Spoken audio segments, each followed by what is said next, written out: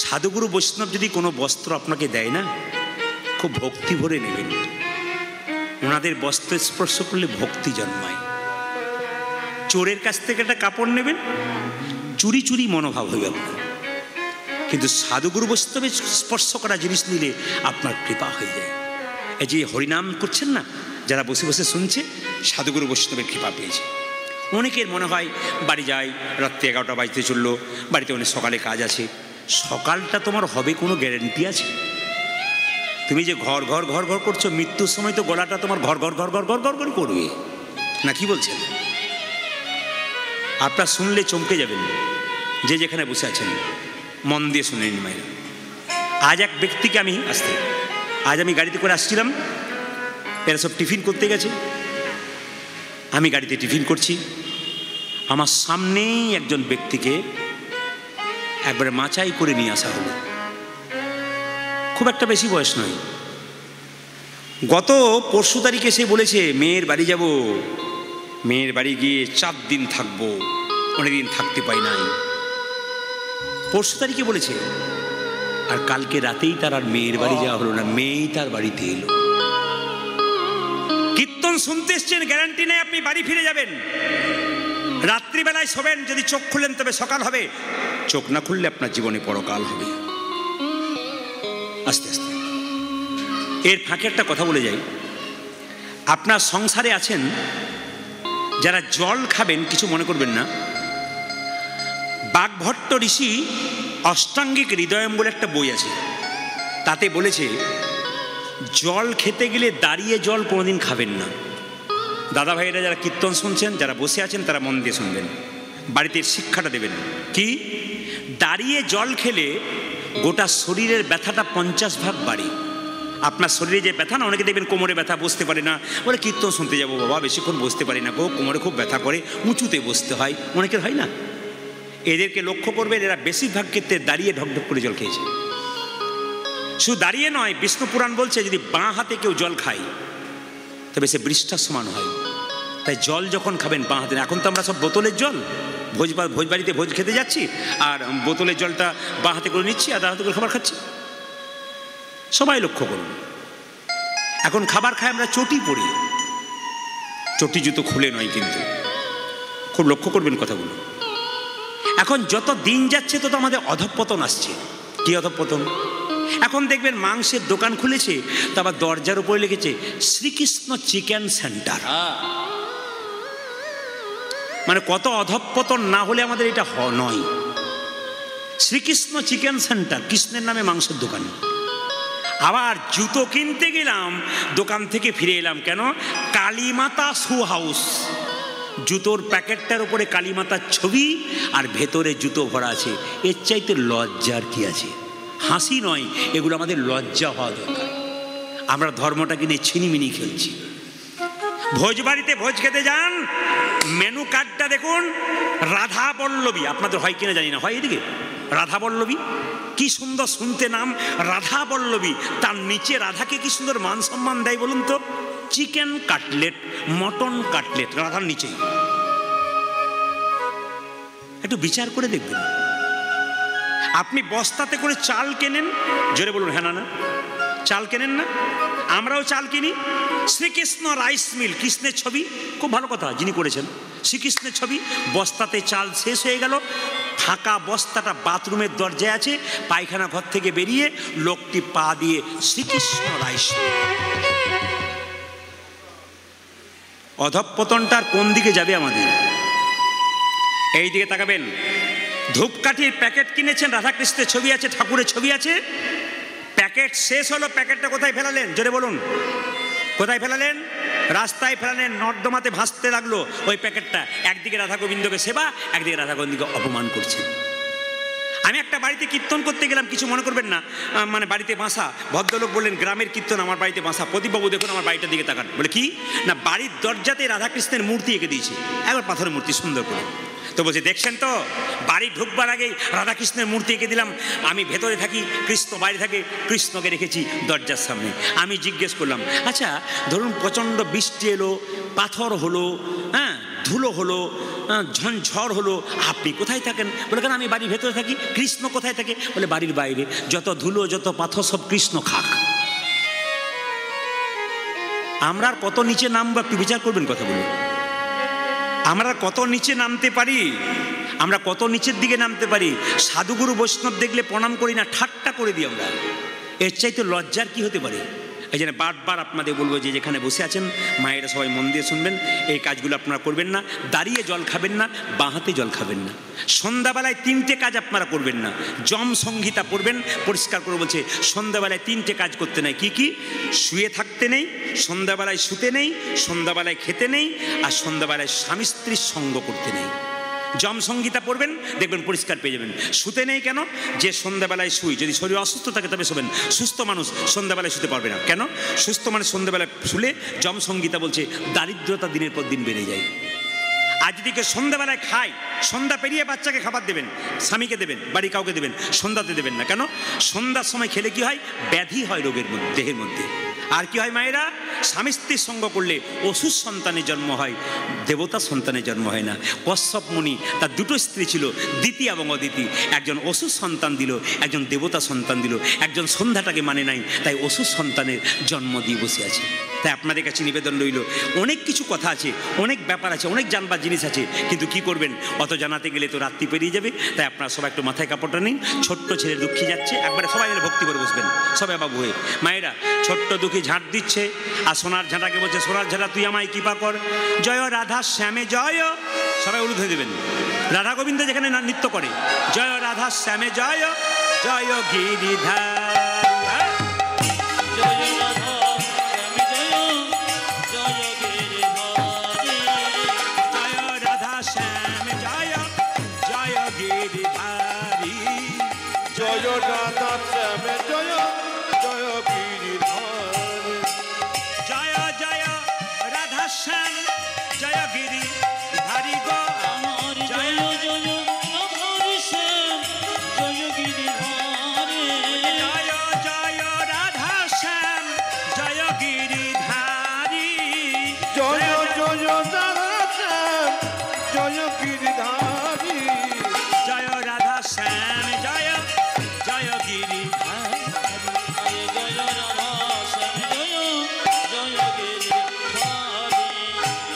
মন্দিরে ঝাঁট দিতে দিতে, সবাই তাকান, কুঞ্জ মন্দিরে ঝাঁট দিতে দিতে একটা সোনার নূপুর দেখতে পেয়েছি। মনে মনে ভাবলো বাহ বাহ বাহ, এ সোনার নূপুর কার? ও এই যার বটা আমার গুরুদেবকে দিয়ে দেবো, যার বটা তাকে দিয়ে দেবে। কিন্তু যেই না সোনার নূপুরটাকে স্পর্শ করেছে, গোটা শরীর শিহরণ জেগে গেছে।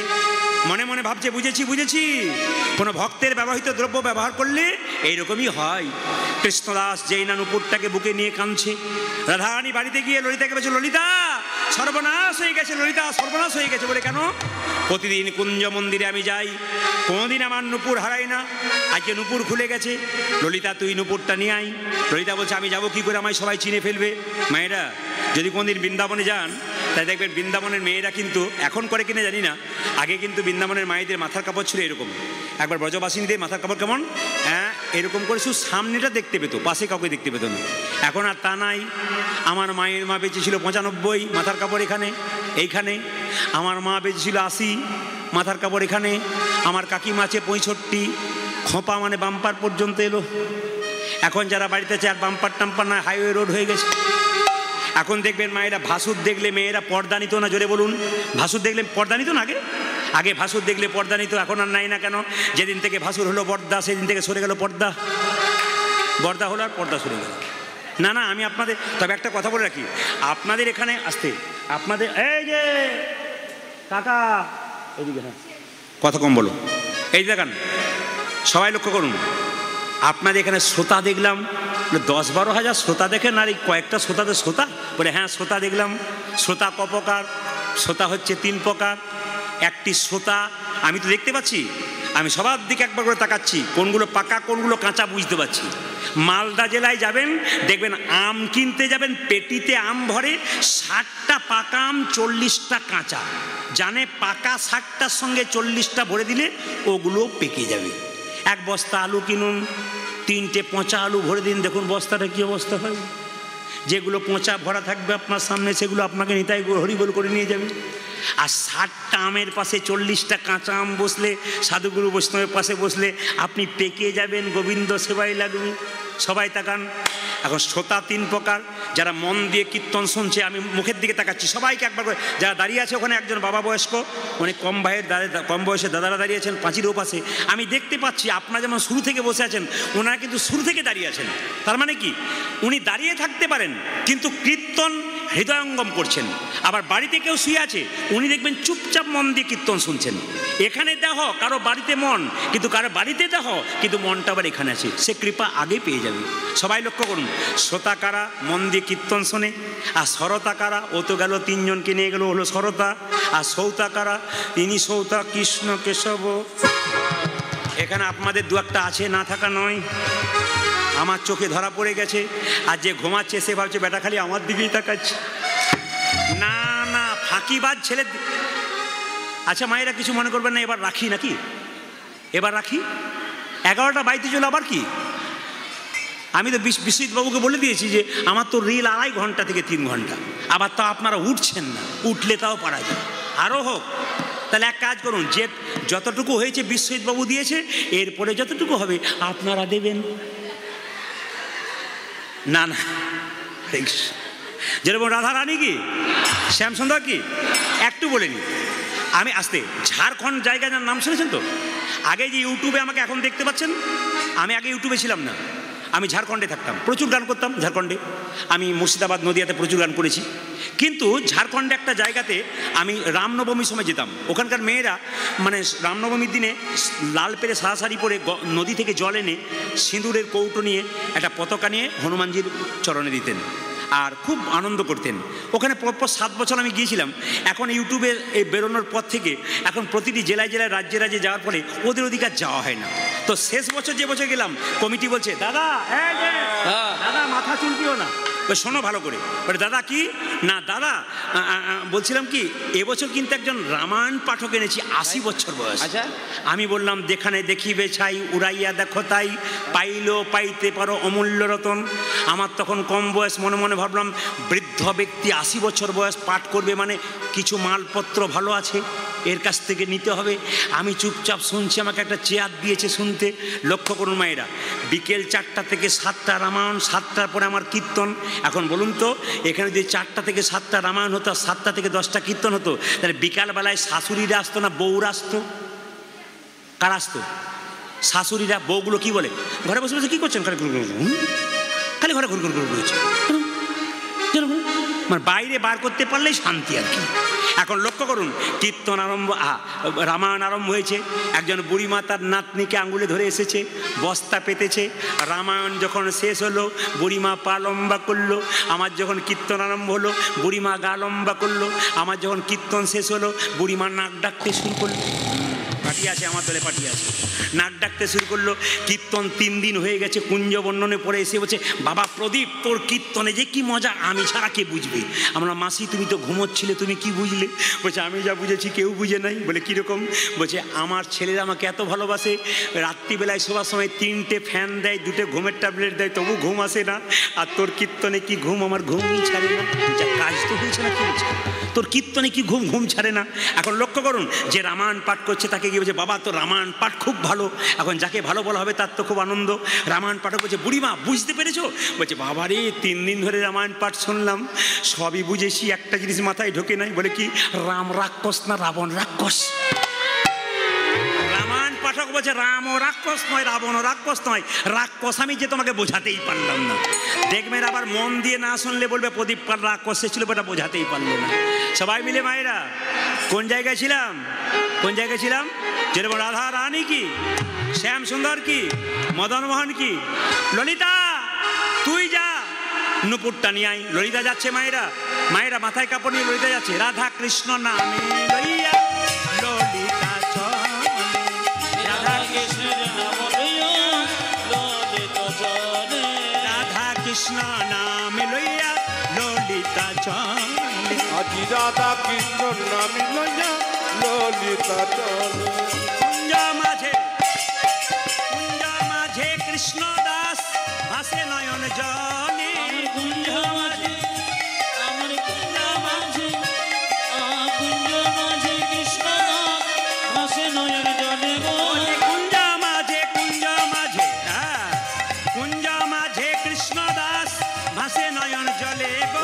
কুঞ্জ মাঝে কৃষ্ণ দাস রাতে নয়ন জলে গো রাধা কৃষ্ণ নাম লইয়া ললিতা চড়ি বল রাধা কৃষ্ণ নাম লইয়া ললিতা চড়ি রাধা কৃষ্ণ নাম লইয়া ললিতা চলে যে রাধা কৃষ্ণ নাম লইয়া ললিতা চলে। সবাইকে বললাম মাথায় কাপড় নিতে, কেন এই জায়গাটা মন দিয়ে শুনে নেবেন। কৃষ্ণদাস যখন, শুনবেন ভালো করে, কৃষ্ণদাস যখন নুপুরটাকে হাতে নিয়ে কাঁদছে, ললিতা জিজ্ঞেস করছে, বাবাজি আপকো এক নুপুর মিলা হ্যায়?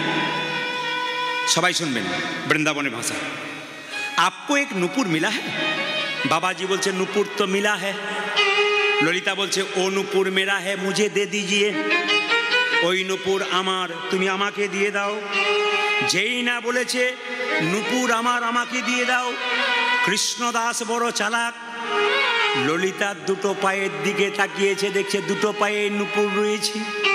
বলছে তোমার যদি নুপুর হবে তাহলে তোমার দুটো পায়ে দুটো নুপুর এলো কোথা থেকে?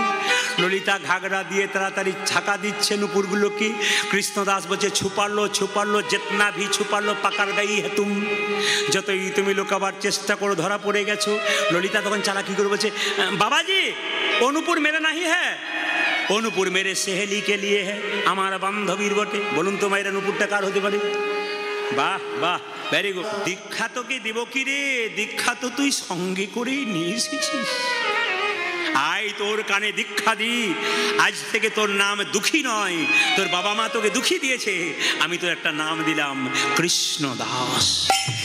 কেউ জিজ্ঞেস করলে তুই একসঙ্গে বলবি দুঃখী কৃষ্ণদাস। মায়েরা, ছোট্ট দুঃখী কৃষ্ণদাস বৃন্দাবনে যাচ্ছে, আর যেতে যেতে গাইছে, হৃদয় চৈতন্য তোকে একটা পত্র লিখে দিলাম। বৃন্দাবনে একজন গোস্বামী আছেন প্রভুপাদ, তার নাম জীব গোস্বামী, তাকে পত্রটা দিবি, দেখবি তোকে রাধারানীর চরণ সেবা করে দেবি। সবাই লক্ষ্য করুন মায়েরা, ছোট্ট দুঃখী যাচ্ছে বৃন্দাবনে, আর যেতে যেতে গাইছে কৃষ্ণ কেশব কৃষ্ণ কেশব কেশব সোধা মাখা এই নাম, হরি নাম তাই দিয়ে মধু মাখা এই নাম, নাম নাম নাম পুরোধনী কৃষ্ণ কেশব কৃষ্ণ আরে আরে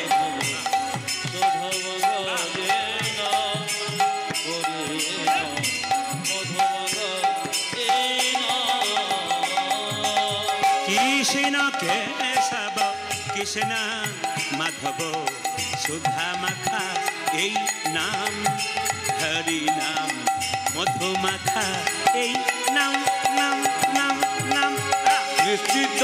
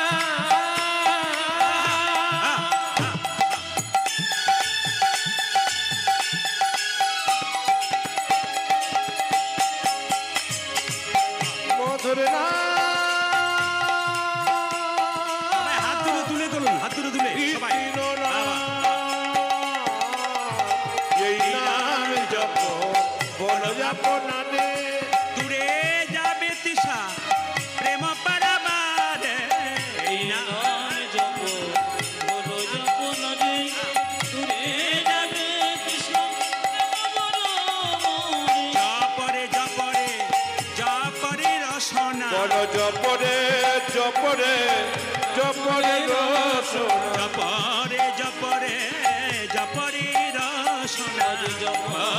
জপরে জপরে রসনা সোধা মাখা এই নাম হরি নাম মধু মাখা এই নাম নাম নাম হরি বল। কৃষ্ণ কেশব কৃষ্ণ মাধব সুধা মাখায়ে নাম হরি নাম মধু মাখায়ে নাম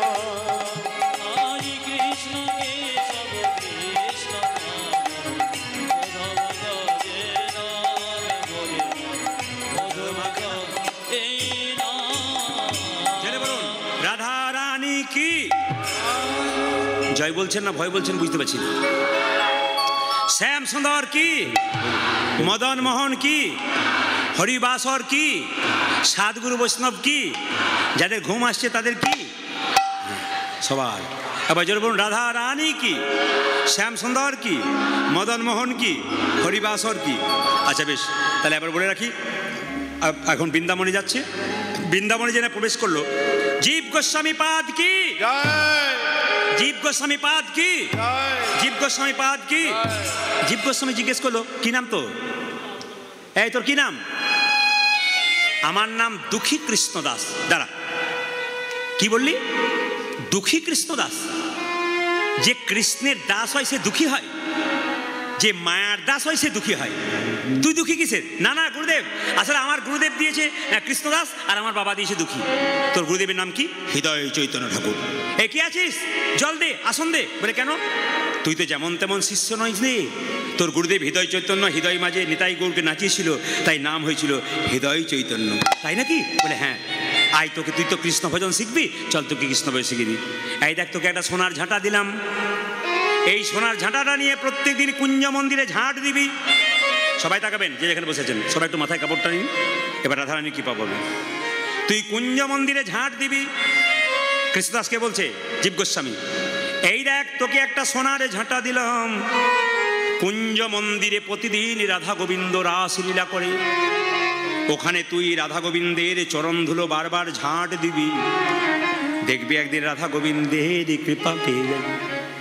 ছোট্ট সোনার ঝাঁটাকে কোলে নিয়ে কেঁদে কেঁদে বলে কৃষ্ণদাস, ওরে সোনার ঝাঁটা রে। বাবা, আমি আপনাদের বলবো